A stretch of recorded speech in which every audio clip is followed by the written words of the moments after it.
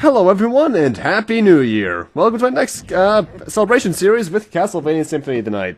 This was actually supposed to be uploaded and recorded much earlier. Like, I had this planned for right after the 500th video went up, which was,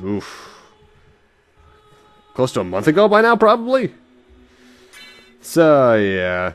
Did I actually save during the original recording? Because this is the second recording of this. Yes, I did. No, I'm going to delete said file.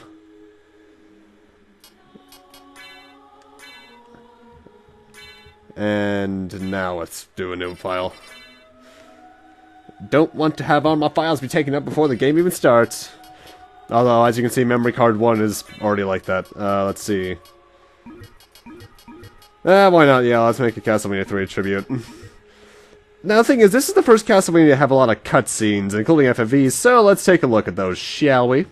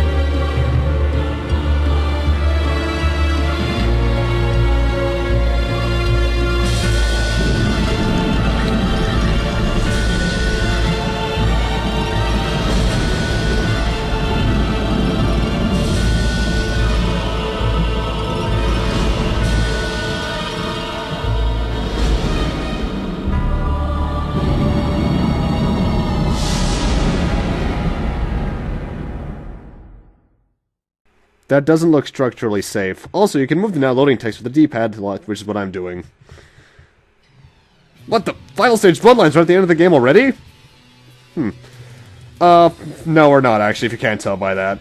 That title of the stage, Bloodlines, is actually a mistranslation for Rondo Blood. It doesn't have anything to do with the Genesis game.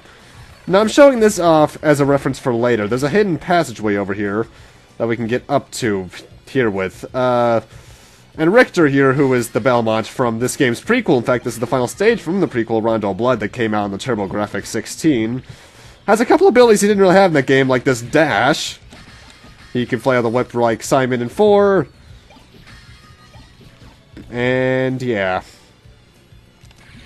Now, one thing I'm actually going to do a bit first, as you can notice, my life bar is in the top left, as well as the green number 40. That's the number of hearts. I like to get a couple of hearts here first. Though I actually didn't know some of these respawned, huh? I thought they all turned into hearts. Weird. I didn't start my timer up. Oh, crap. Well, I know a good point of reference from the original recording. Also, I love the song that's playing. I forget what it's called, but it's awesome. In fact, look up this game's soundtrack. Anyway, time for the best voice acting in gaming history, clearly. Die, monster! You don't belong in this world! It was not by my hand that I'm once again given flesh. I was called here by humans who wish to pay me tribute. Tribute? You steal men's souls and make them your slaves! Perhaps the same could be said of all religions. Your words are as empty as your soul. Mankind ill needs a savior such as you. What is a man? A miserable little pile of secrets. But enough talk. How about you? PlayStation goodness. Anyway, Dracula here is actually the exact same as he was in Rondo Blood. However, we're gonna neuter him with Hydrostorm and the whip. And that's almost his entire first health of his health bar gone. The next character we're actually going to be playing as for the rest of the game, his stats are determined by how fast you take out Dracula here. The best stats are gotten by not using hearts, but you're going to have to if you're me. I don't think I'm going to be even getting the second best stats, because I'm taking a bit too long with this. Luckily, I have the power of Hydrostorm.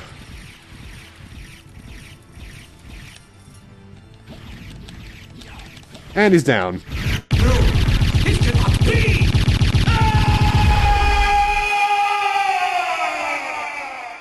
I should mention that if you run out of life there, Maria from Rondo Blood will come out and use her powers to resurrect your life bar. Anyway, time for a little thing. In the Japanese version, there is actually narration here, but I'm going to do this myself. It was Richter Belmont, the legendary vampire hunter, who succeeded in finally ending the menace of Count Dracula. Lord of the vampires who have been once again brought back from the grave by the dark priest Shaft. Can you dig it? However, one night 4 years later, under the glare of a full moon, Richter mysteriously vanished. With no idea where to begin her search, Maria Renard set out to look for him. It was then that fate intervened. Castlevania, the castle of Dracula, which is rumored to appear once every century, suddenly materialized out of the mist as if to show her the way. Meanwhile, the powerful forces were struggling for the soul of a man named Alucard, the very same Alucard who have teamed up with Trevor, Ralph in Japan, Belmont, to battle his immortal father, Count Vlad Tepes Dracula. Alucard, in order to purge the world of his own cursed bloodline, had submerged his vampiric powers and entered into what was supposed to be an eternal sleep. But now he is awake and aware of the evil once again at work in his homeland. The time has once again come for the forces of good and evil to engage in their ancient battle. Dracula's castle beckons for you, and no man can say who shall emerge victorious. Notable in the Japanese version, Nocturne of the Moonlight, that entire script is in English, but it's also completely different and very English-y. There's a lot of differences in the Japanese version that are gonna probably point out as we go on, and in the Saturn version, which we never got, sadly. Castlevania, which says Dracula X in the Japanese version, because that's what the series is called. Though we got a game named Dracula X. But that was a butchered port of Rondo Blood for the Super Nintendo, and that got ported to Japan as Dracula XX. Confusion. Now loading. Now, one thing I want you to note, look at Alucard's running speed right here, right about now. You can never run this fast in the game. You can get close, but not like that normally, because now our speed is reduced drastically. Which is why we resort to backdashing everywhere. I should actually change a couple of control stuff right off the bat. Window color, first off, I like putting it at full black, because blue just makes me think I'm playing a Final Fantasy game. And let's see. R1, L1, L2. There we go.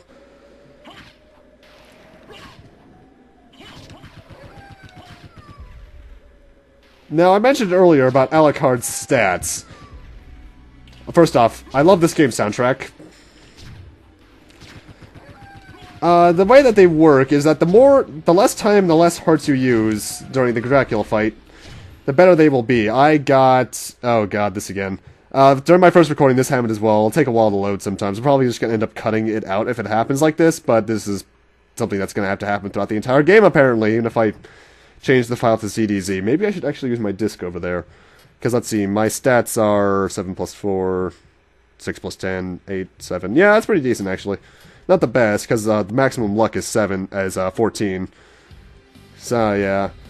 Also, we got Dracula's Castle right here as a song, and I absolutely love it. Then again, this entire game's soundtrack is awesome. And as this is a Metroid-Vania, there are secrets everywhere, and I also recommend... Slight, by the way, brings up the map. Covering as much of the map as possible, because that's how you get the best ending. Now, one thing I'm gonna do right now is actually do some level grinding, I know, right? Grinding even in my Castlevania. What I'm going to end up doing is, first off, get out of the water, because that damages me other than just the mermen! Oh, come on! This isn't the clock tower! There we go. I'm gonna level grind up to level... I'm gonna go until this gets back to my menu.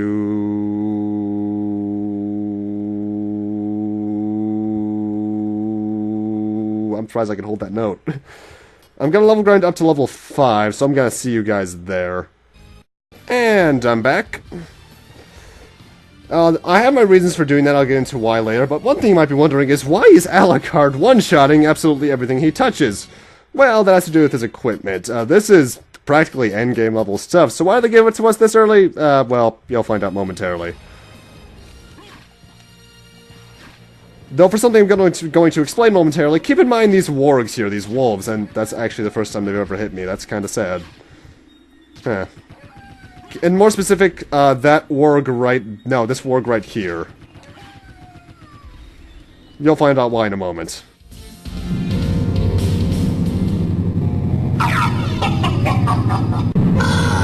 Alucard, what is your business here? I've come to put an end to this. Still befriending mortals. I will not ask you to return to our side, but I demand you cease your attack. I will not.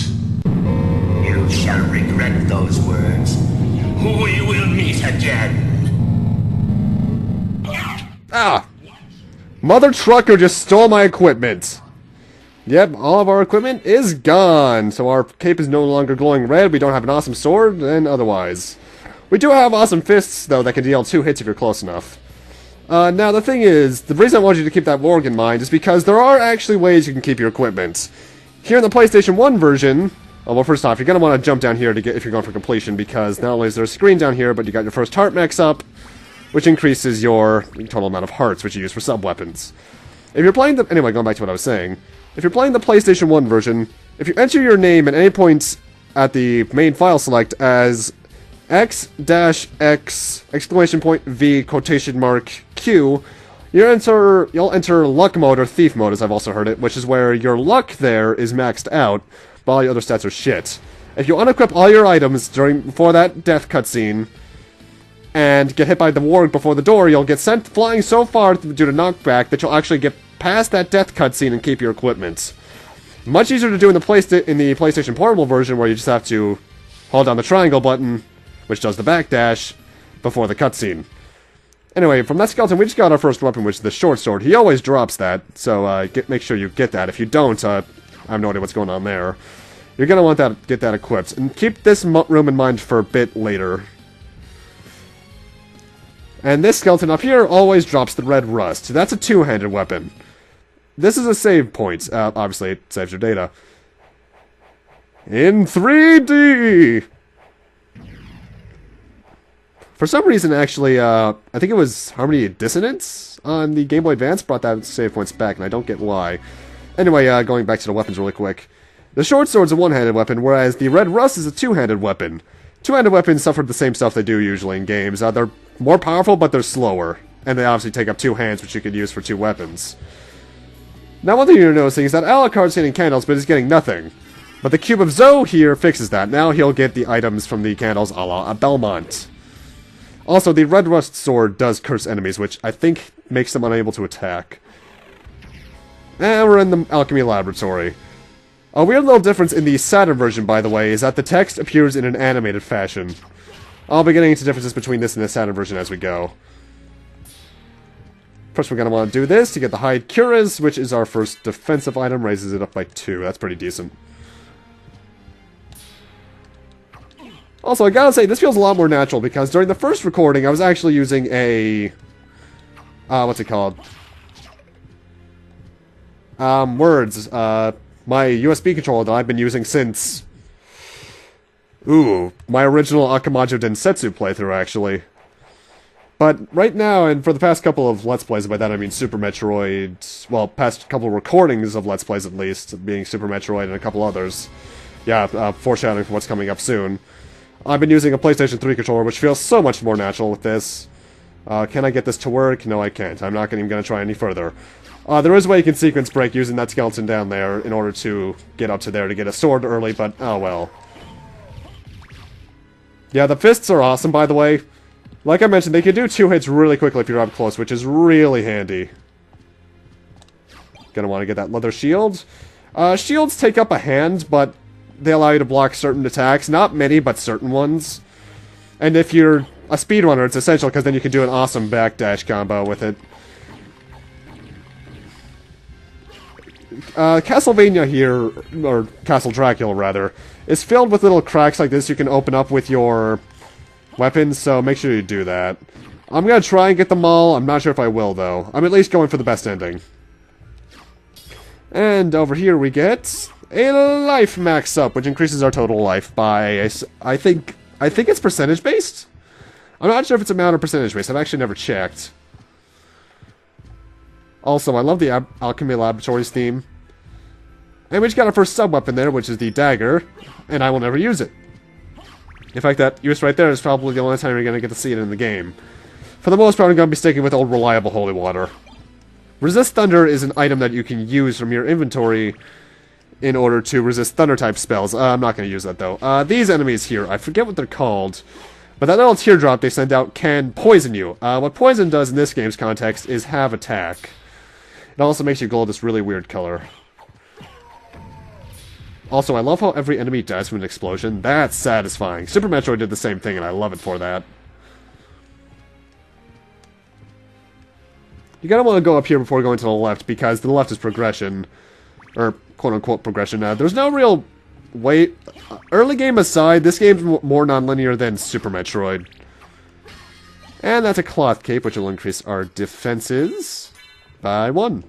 Which, in early game, is pretty damn good, actually. Now, if you're wondering what the icons in the top left mean for our HUD, at least, the big white numbers obviously are HP. The blue bars are MP, which allows us to cast spells. I'll get into those during the next boss. Oh, those are spikes. The glowing green numbers below the MP bars are hearts, which is for sub-weapon ammo. And then the thing in the bubble is your sub-weapon. Save points recover your HP and MP, but not your hearts, which I never really understood. I always think there's something there. I always try to kill these guys for some reason. I don't even think they give that much experience points, and now I'm poisoned. Yeah, half damage is now a thing! Actually, the droplets these guys drop kind of remind me of something from Illusion of Gaia's more recent upload, I believe. When Riverson showed up before the Angel Village. And I just got the axe, which is going to be the more useful sub-weapon for now. I want to show this area off, just for map completion and to show it off for foreshadowing later. Blue doors here cannot be opened until we get a certain item later, so keep this in mind. I might cut back here later. Might being a keyword. Oh, God. Man, being a keyword and, don't quote me on that, are practically catchphrases for me now, aren't they? Anyway, and here we get our next boss, which I actually want to look something up really quick for. Let me look down at my phone really quick. Okay, there it is. Okay, got it. And the first boss of this game is... Slogger and Gaibin, who were separate bosses in Super Castlevania 4, keep in mind. And I want to hellfire these guys. To do spells, you do practically Street Fighter combinations in this game. Like, Hellfire is down, up, down, right, and pretty much down, well, actually more accurately, up in a quarter circle forward. Or maybe I could do Tetra Spirits. There are 3 variations of this spell, technically. There's the Meteorites, which I'm doing by holding up after casting the spell. And then there's the normal one, which is the 3 fireballs that Dracula can uses more often than not. And Slogger's dead. And Gaibin's dead as well, sweet. And then you can press down during the Hellfire animation to cancel it. And you move left and right just by holding left and right during it. There's a whole load of spells that I'll hopefully be showing off during this game. I want to try and get a certain one done by the end of the parts. Other than Hellfire. Also, for beating every boss, quite obviously, you get a life max up. Now, the bloody zombies here... I love their death animation. That is awesome. I actually kind of remember my brother saying that he liked this game when he first played it, but it wasn't until he saw that animation that he absolutely loved it. So that's a thing. Now, one weird little detail. This is Alucard's normal standing animation. This is what happens when you press up in it.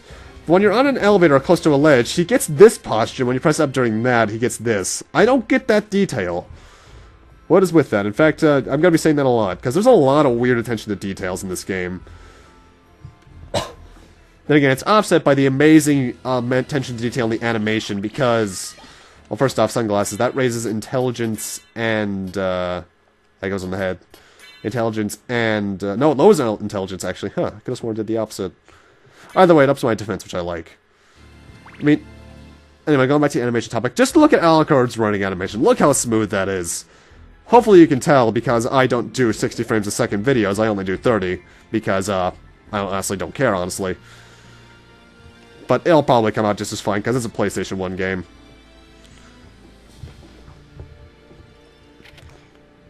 Now, in going over here, we're actually at a cannon, which is where this is. This is the Bacillard. I think it's more powerful than the short sword? No, it's not. In fact, it's weaker. I could have sworn it was stronger. Huh. And now we're back here. So now we're going to need to go back up the elevator. I'm tempted to press down the fast forward key for this emulator, but nah.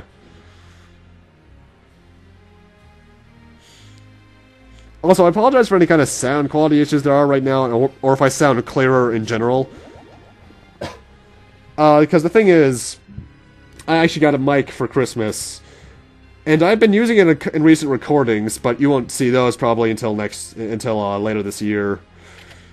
Because I'll be using that headset mic I've been using for years until probably sometime in March or April. Then I'm going to start using a Rock Band mic in recordings, and then you're going to start hearing this.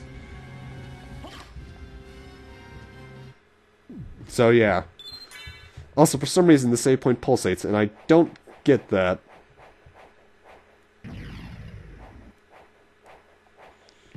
Actually, I'm used to there being a bit of slowdown during those. It's weird. Because this emulator actually runs faster than the original PlayStation. Hence why the life max up I got after the boss went so quickly. It's kind of weird to see it, honestly.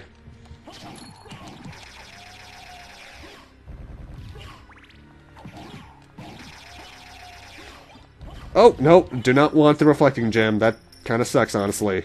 It can be useful in close quarters, though. Ow, God. Ow.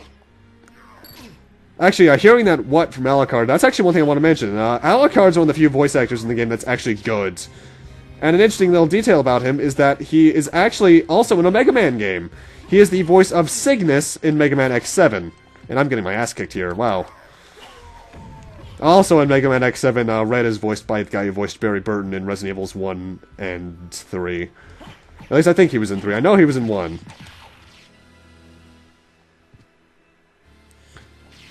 Actually, I wonder, will that guy be returning to voice him in Revelations 2? Huh. That's garlic. Wow, that is actually surprisingly effective. I've actually never used that. And that's a potion, which restores our health. And, candles and enemies sometimes drop money, which will be used in the store later on. We'll probably be seeing that towards the end of the part, actually. Because let's see, my timer that I started during the grinding says I'm 13 minutes in, so, Okay, holy water, never gonna let go of that.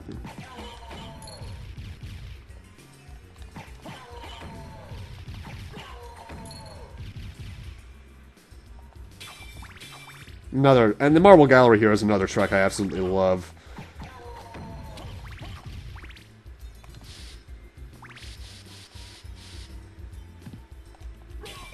Oh, no, don't want the dagger. Want this. And here's a Ouija table, which I don't get the point of at all, because it dies so quickly. Honestly, I do suggest saving in every opportunity, because it just does not take that long at all. Plus, it restores your HP, which is always a good thing to do. Okay, level 6? 7. And now I can't move. This happened during my first recording, too, actually. I'll be right back once I fix this. Okay, I'm back. That was weird. It does that from time to time with this game for some reason, and I don't know why. Now, you might notice that throughout this room, there are little hallways that lead upwards. There's nothing actually in them, and you don't need to worry about them for map completion, because they get mapped just because you're below them, for some reason. Now, the marionettes here, these guys, or girls, rather, I suppose.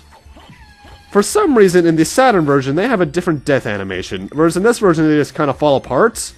In the SotN version, they kind of implode on themselves, which is really weird. I'm not sure which death animation I prefer, honestly. And again, marionettes are just kind of creepy to begin with. Not in this game, they're really easy in this game, but otherwise, Now up here we got the Spirit Orb. That shows the damage you do to enemies. If you want to check what any relics you do does, you can check the relics menu. Like, this shows the enemy damage that you do, and this causes items to materialize in candles. Throughout the game, you're likely going to find most, if not all of these, so yeah.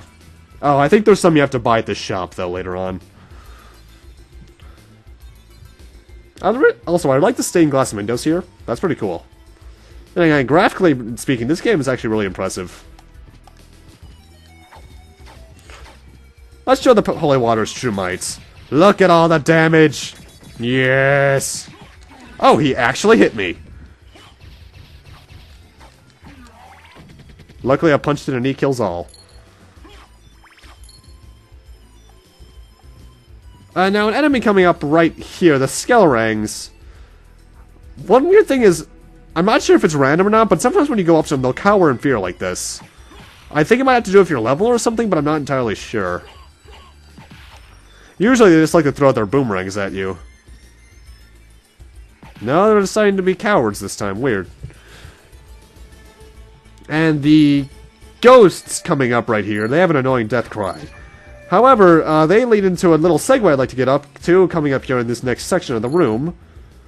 Right at the bottom of this room, right in front of where I am right now, actually, in the Sega Saturn version of the game, there's a door.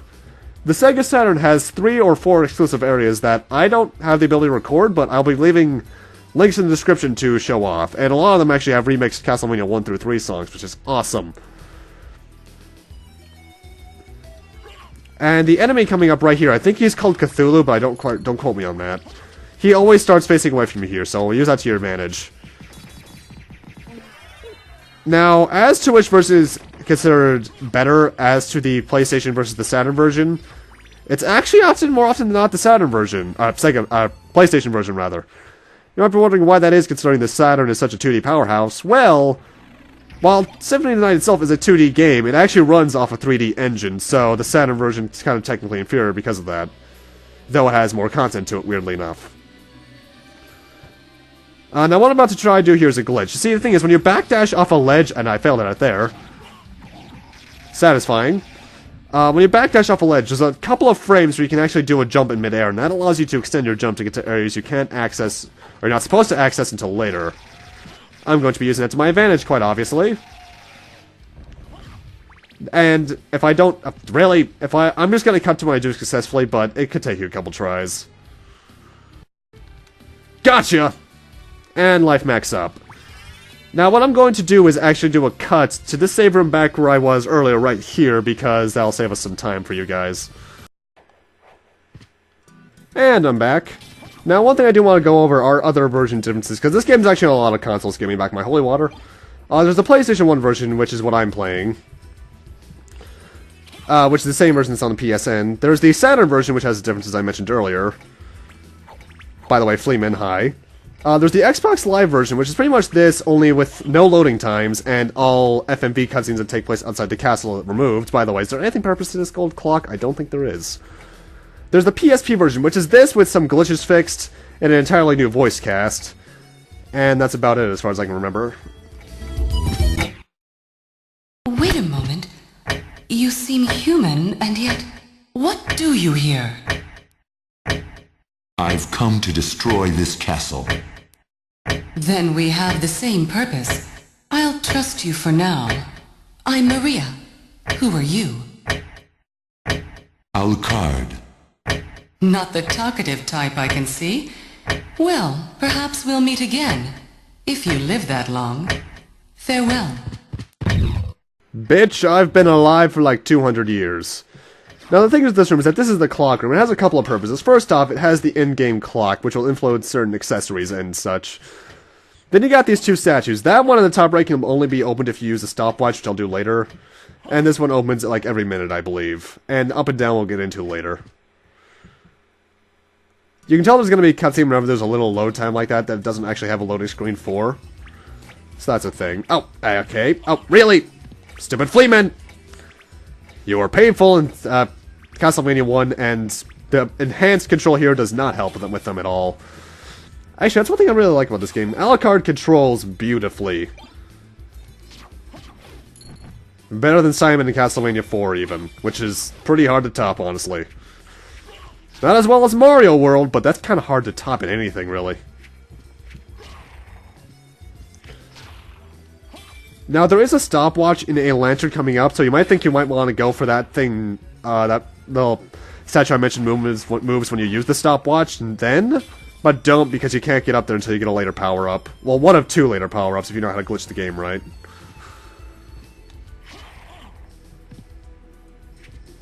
Okay, I hate these enemies for some reason. They just know when to time their damn shots so well. Ugh! Burn, mother trucker. And over here is another blue dork. I'll be cutting to this one later, so keep this one in mind. And by later, I mean later in the part.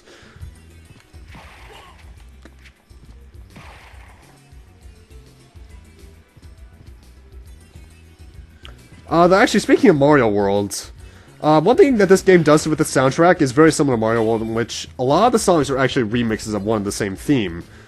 But it's fantastic either way. Also, weird attention to detail, if you look in the window right to my left, there's actually a peeping eye, because the peeping eye itself doesn't appear as an enemy in this game. And then we got these guys, which I don't know what they are, all I know is that there's a lady on them. Which is weird. Actually, they kind of remind me of an enemy that was in Mirrors of Fate for the 3DS. And by enemy, I think one of the bosses. What boss was it? One of the ones you fight as Simon. I need to play that again, because that was really fun in my opinion.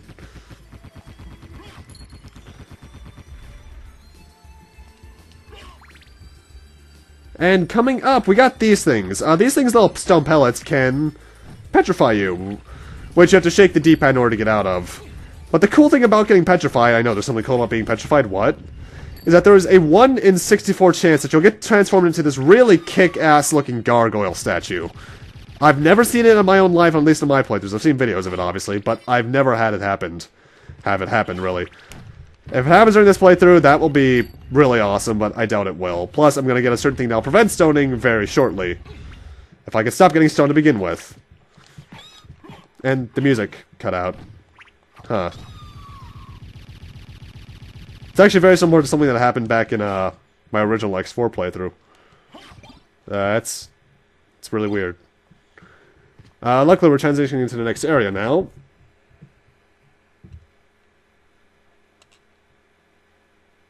Welcome to the Outer Wall. This place actually has different weather effects depending on what time it is on the in-game clock. Like right now it's raining, other times it can be clear, other times it can be foggy. And we got Medusa heads, yay. Do not let that guy hit you. He hurts. But luckily, I hurt him more. Ooh, the Rapee! I actually rarely ever get that. That's an upgrade I'll be using. Hell yeah. If you do a quarter circle motion with the Rapee, you get this cool little attack. And this room looks pointless, doesn't it? It's not. So, I'm just gonna stand here for a moment and, clear my throat because it's hurting. And so, how you guys been? I've been pretty good. Just finished that playthrough of Final Fantasy VII that I mentioned earlier, I think. Probably gotta do some stuff for New Year's. I'm not exactly sure what, because this is actually being recorded on the 31st, not the 1st. Whoa! Ooh, what the hell? Yeah, I had a purpose for stopping. And here we get items you're not supposed to get later because of this thing. We got the Jewel Knuckles and the Mirror Cuirass. The Mirror Cuirass, first off, prevents you from getting stoned, but it's also a defense increase. And the Jewel Knuckles is an upgrade to the fists, and I think they're Holy Elemental, but don't quote me on that. But it's an upgrade in attacks, I'm going to be using them. That is a one-time shortcut, you can never use that again, but I love that it's there, since it allows me to get really powerful really quickly. Which makes the game already easier than it is, because there's so many variables and stuff that you can do in this game, this is actually probably one of the easiest Castlevanias out there.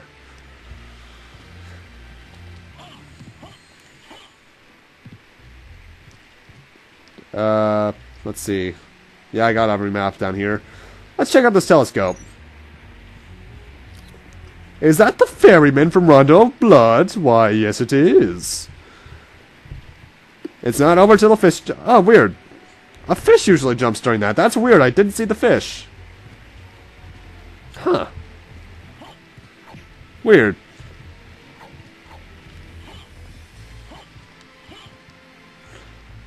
Oh, come on, Alucard. Come on. Oh, really? Oh, wait. No, that's what the right side's for, isn't it? Yep. I always forget that's there. And did I get every map on here? Yep. It is good to keep in mind your map percentage, because that is how you 100% the game. However, you're also going to need to backtrack to other rooms anyway to get stuff like... I think there's a life max up in that, but I can't get it until later.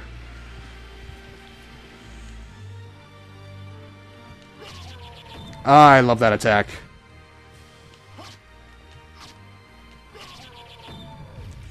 Actually, I should prepare a certain spell for this next boss. How did I do that one? Let me look down at my phone. Use a save point. There's this thing. Left, right, half circle, right. Okay. I know all the spells, but it's been a while since I played the game, so I'm just using it, the Castlevania wiki as a guide. But first, I do want to equip the... Where is it? The Red Rust. I know I said not to do that earlier, but it's useful for this next boss.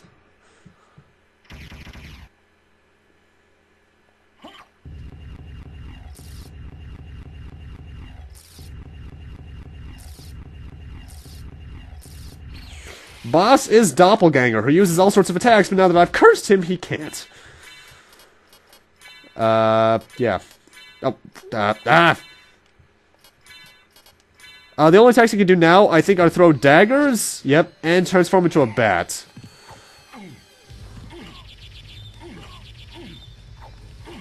He wants to attack, but he can't. Okay, but he can still do that.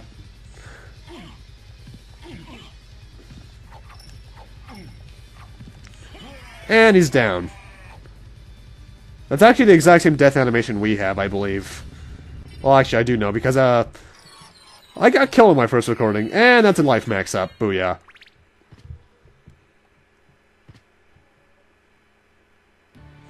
And we just got the Gladius, which I think is an upgrade? No, it's not. It's weaker. Huh. It's a good thing I got this Ray P then. This is actually a rare drop, too, so I'm really glad I got this. That's a free life max up for me. And now we get to continue up.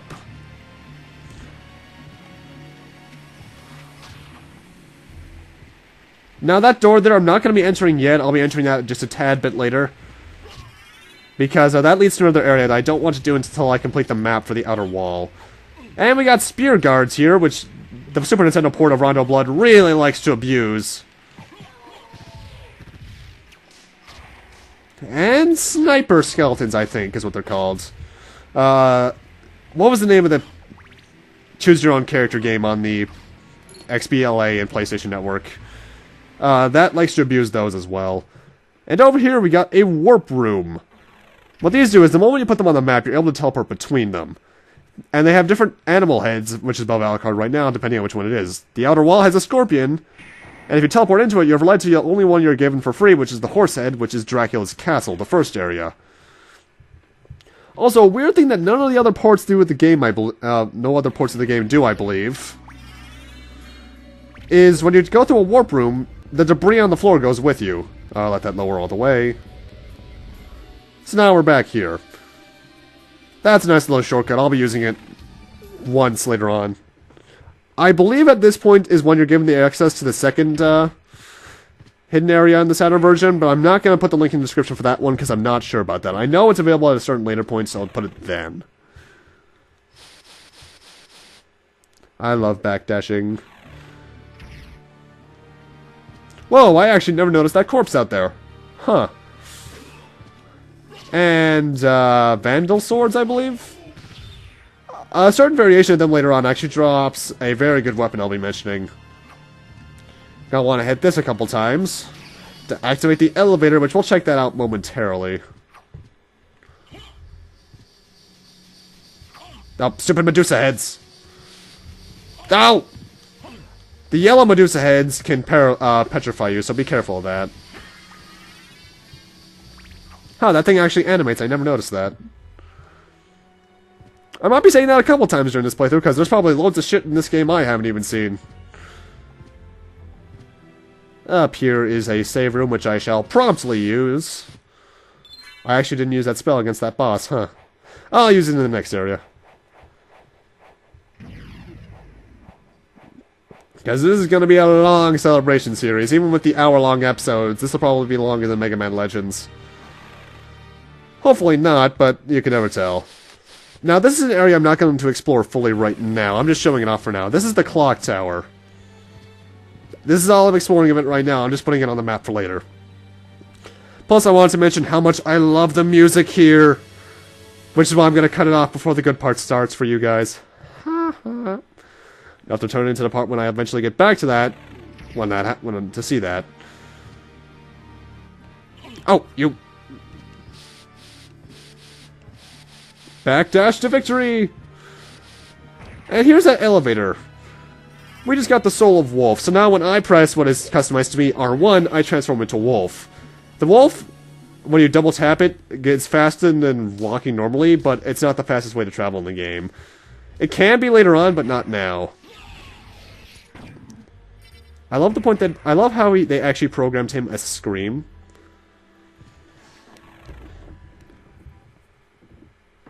And welcome to the Long Library, I want to say? Yep. And these enemies here are Durons, I believe. They have a rare lightning attack that they can electrify you with. And they can also drop the Ray-P, but I obviously already got it. Is it Ray-P or Rapier? I don't remember.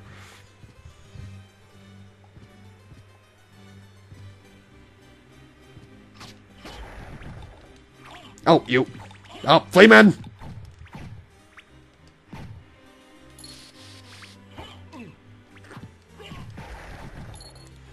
Also, I love the Long Library's piece here. Really good piano. Then again, I'm just a fan of piano. Although the piano itself actually sounds very similar to certain songs in Final Fantasy IX.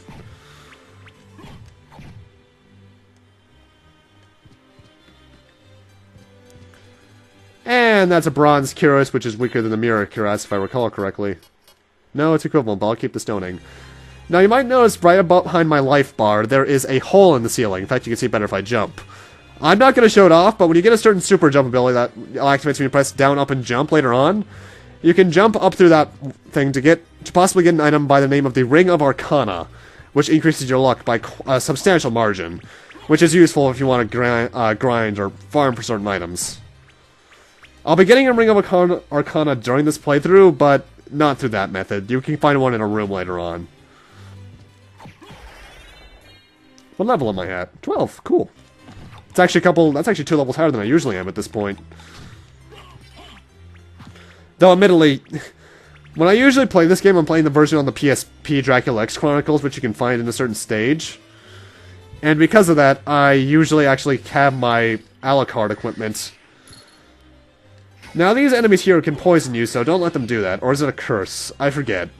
It's been so long since I got hit by them.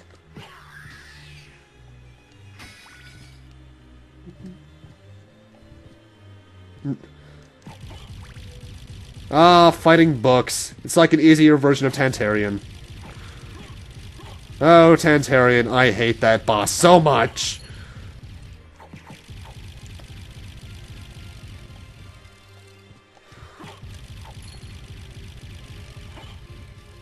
This is actually the area where the shop is, so keep that in mind for later. And here's a new key item, the Fairy Scroll, which shows you the enemy's name. Like, these are magic tombs, that's a spell book. And... if I can use it... get out of my way, damn it!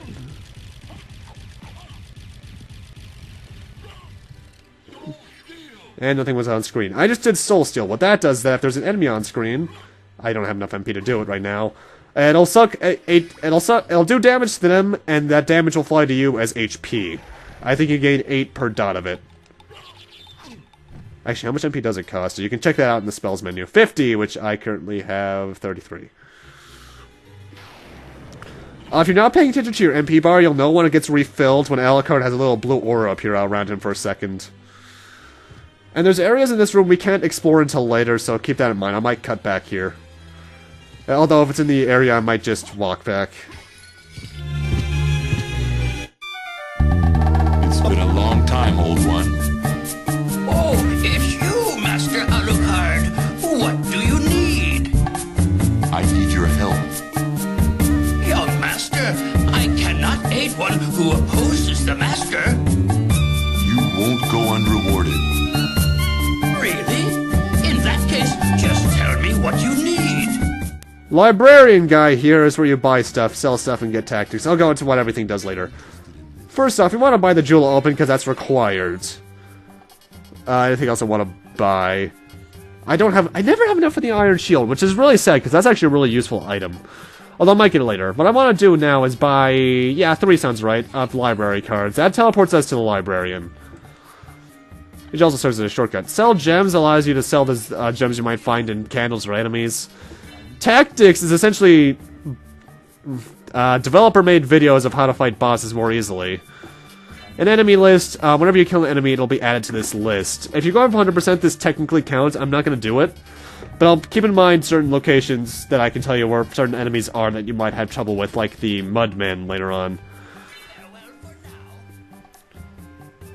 Also, one little difference I want to go into now about the Saturn version is that in the Saturn version, well, first off, here in the PlayStation version, we have 2 hands, right and left. But in the Saturn version, you have 3.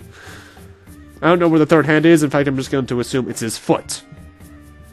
However, the third hand can only be used for items like recovery stuff and such, so it's not that broken, thankfully. So we're done in the long library for now. What I'm going to do now is cut back to that blue door I mentioned earlier right here, so I'll see you guys there. That's the power of Soul Steel. Oh, what the fog? I made a funny. Ha! Can't stone me now. Winners don't do drugs. Wow, I haven't heard that slogan in years. Alrighty, here we are. And now that we have the Jewel of Open, which actually did activate automatically. Yes, it did. We can now open these blue doors. And in doing so, we can hit this switch to open little red areas in the previous rooms. However, with that, I'm going to need to end this off here. Thank you guys for watching, and in part 2, we'll be continuing on here in the areas and seeing if we can find some new stuff to continue onwards. See you guys then. Been glad to have 500 videos around, and I hope you have a happy new year, ladies and gentlemen.